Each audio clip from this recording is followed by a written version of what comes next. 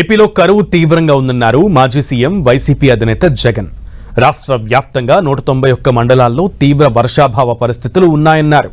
తీవ్ర కరువు పరిస్థితులు ఉన్నా మంత్రులు ఎమ్మెల్యేల ఫోటోలకు ఫోజులివ్వడం తప్ప చేసిందేమీ లేదన్నారు. సీఎం చంద్రబాబు కుంభకర్ణుడి నిద్ర నటిస్తున్నారని ఆగ్రహం వ్యక్తం చేశారు. వీటికి తోడు విచ్చలవిడిగా డ్రగ్స్, గంజాయి, బెల్ట్ షాపులు అందున కల్తీ మద్యం రాష్ట్రంలో ప్రతి చోట కనిపిస్తోందని, ప్రకాశం జిల్లా అద్దంకిలో జరిగిన ఘటన దారుణమని వైఎస్ జగన్ అన్నారు.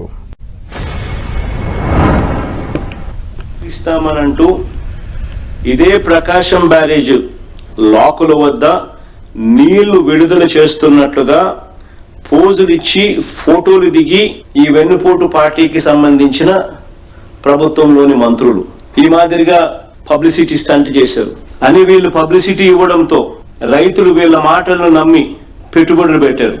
ఈ రోజు రైతులు నష్టపోతా ఉన్నారు. ఒకవైపు వర్షాలు లేక సంక్షోభం వస్తే మరోవైపు చంద్రబాబు నాయుడు గారు మానవత్వం అనేది లేకుండా వ్యవహరిస్తా ఉన్నారు. మరోవైపు నాగార్జున సాగర్ కుడికాలం నుంచి అయినా లేదా కృష్ణా డెల్టా ప్రాంతానికైనా, ప్రకాశం బ్యారేజ్ నుంచి కృష్ణా డెల్టా ఆ ప్రాంతానికైనా చంద్రబాబు ఒక్క చుక్క నీరు కూడా ఇవ్వడం లేదు. వాటికైనా చంద్రబాబు నాయుడు ఒక చుక్క కూడా నీటి ఇవ్వడం లేదు. ఎంత దారుణంగా వ్యవహరిస్తా ఉన్నారంటే, మరో వంక నాగార్జున సాగర్ కింద పులిచింతల ప్రాజెక్టు,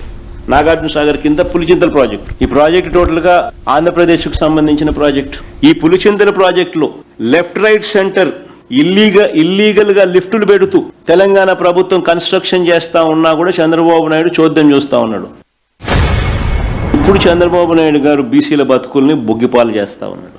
పైగా రాజకీయంగా బీసీలను ఎవరైనా ఎదుగుతా ఉన్నారు అని అంటే వారిని ఓర్చుకోలేక వారి మీద అక్రమ కేసులు పెట్టి జైల్లో పెట్టే కార్యక్రమం చేస్తా ఉన్నాడు. ఈరోజు ఈయన బీసీల మీద ప్రేమ అంటాడు. ప్రతి ఒక్కరూ ఆలోచన చేయాలి, ఎవరి హయాంలో బీసీలు బాగుపడ్డారో, ఎవరికి హయాంలో బీసీలకు చిత్తశుద్ధితో మంచి జరిగింది అన్నది.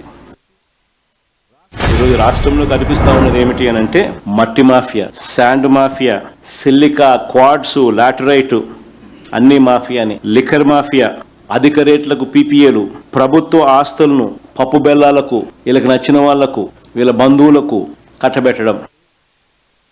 అద్దంకి నియోజకవర్గంలో జరిగిన ఘటన నిజంగా అసలు లా అండ్ ఆర్డర్ రాష్ట్రంలో ఎలా ఉంది అని చెప్పడానికి ఇది ఒక ఎగ్జాంపుల్, ఉదాహరణ. ప్రజలకు రక్షణ కల్పించాల్సిన పోలీసు వ్యవస్థతోనే అక్రమాలను అడ్డుకోవాల్సిన యంత్రాంగంతోనే దగ్గరుండి వాళ్ళను కూడా వాటాదారులుగా చేస్తూ డ్రగ్స్, గంజాయి ఈ స్టేజ్కి తీసుకొని పోతే ఇక ప్రజలు ఎవరికి ఫిర్యాదు చేయాలి? ఇక ఎవరిని ప్రజలు నమ్మాలి? చంద్రబాబు నాయుడు గారు ఎంతసేపు ఉన్నా కూడా మా పైన తప్పుడు ప్రచారాలు చేయడము, అబద్ధాలు చెప్పడము, టాపిక్లు డైవర్ట్ చేయడము, రెడ్ బుక్ను ఉపయోగించడము, వీటి మీద ధ్యాస పెడుతున్నాడే తప్ప కరువు సమయంలో ప్రజలను ఎలా ఆదుకుంటున్నాడో అన్న దాని మీద ధ్యాస లేదు. అన్న వాటి మీద కనీసం ఒక మాట చెప్పడం లేదు. చేసింది అంతకన్నా లేదు.